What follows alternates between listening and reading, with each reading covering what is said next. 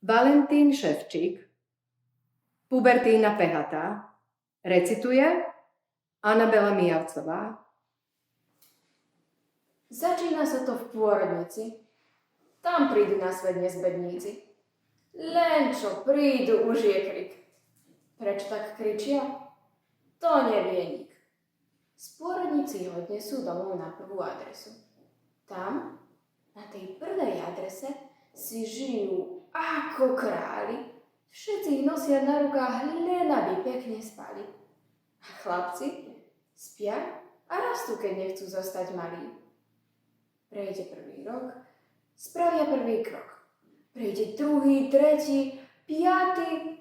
Už sú väčší, už sú zlatí. A o ďalších 5, ktoré prejdú hneď, zízajú z vrchu do komínov. Už sú schopní veľkých činov.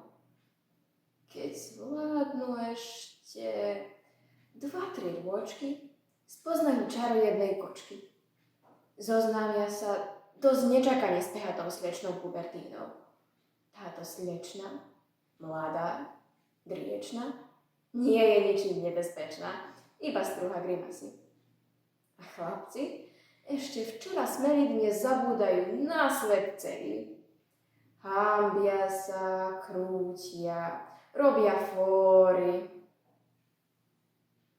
Začína miznúť detský hlások. Začína miznúť istota. A hlava sa raz, dva zamotá a absolútne netuší, že je v tom celkom po uši. Začína páči, nepáči. Tak čo vymyslia lámači? Majú veľmi málo času, keď sa rande začína. Pustite ich pred zrkadlo, postačí im hodina. Začína ľúbi, neľúbi. Prvý skok z tejto paluby zanecháva nezvyčajne viditeľné stopy.